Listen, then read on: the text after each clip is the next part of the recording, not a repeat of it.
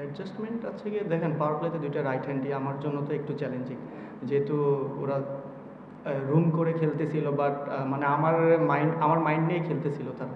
But যখন পাঁচটা ফিল্ডারের বাইরে থাকে তখন তো একটু ভালো প্ল্যান করা যায়, বাট আমি ওই প্ল্যানটাই ট্রাই করার চেষ্টা করছি যে আমার স্ট্রেংথ যা ছিল আমি ওটার উপরেই গেছি। হ্যাঁ, দিন শেষে ভালো জায়গায় বল করছি, মিডিল ওভারে ভালো বল করাতে ওদের দেখা যাচ্ছে আরও 20-30 রান কম হয়েছে, বাট মিডিল ওভার অনেক ইম্পর্টেন্ট ছিল। বেসিক্যালি যদি আপনি বলেন যে পাওয়ার প্লে ওরা যেভাবে ইউজ করছে, আসলে যে কোনো টিমের জন্য এটা মানে শুধু মানে ভালো স্টার্ট বলবো না, অসাম বলা যায় ক্ষেত্রে, কারণ 6 ওভারে অলমোস্ট 80 রান বা সামথিং। তো ওইখান থেকে ব্যাক করা হয়েছে এবং all credit goes to not only me, বলার সবাই ভালো বল করছে। আপনি যদি টু বি অনেস্ট আমারে কোশ্চেন করেন, কারণ সাইফুদ্দিন অন থাকে, রেগুলার না। তারপরে দেখা যাচ্ছে যে যেদিনকার ব্যাটাররা ভালো করে সেদিনটা টেলরা ব্যাটিং পায় না। তো ইন্টারন্যাশনাল ম্যাচে দেখা যাচ্ছে টেলদের অনেক দিন পরে পরে ব্যাটিং করতে হয়। যদি আমরা উপর থেকে অনেক ক্লাবস করি সেক্ষেত্রে হয়তো বা তাদেরকে আগায় নামতে হয়।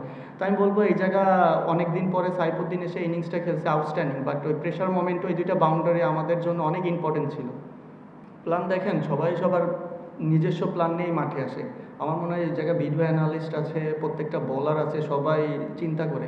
বাট আপনি যদি চিন্তা করেন পাওয়ার প্লে এমন একটা জায়গা, তো এই জায়গা ভালো বল করা ডিফিকাল্ট এবং এই টাইপ কন্ডিশনে আর কি। তো হ্যাঁ, বলাররা আমি বলবো যে কামব্যাক করছে, এটা এক্সেপশনাল যে আসলে এরকম একটা স্টার্টের পরে বলাররা যাবে কামব্যাক করছে, এটা হ্যান্ড স্টপ টু বলার।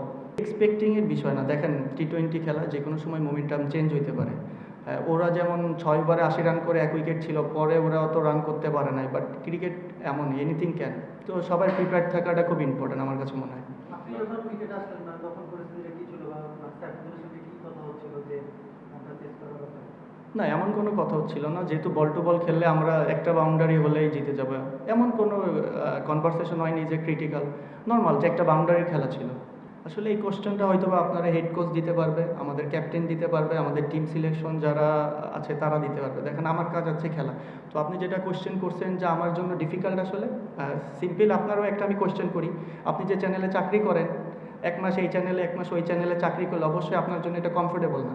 সেম থিং আমার জন্য ডিফিকাল্ট, বাট চেষ্টা করতেছি।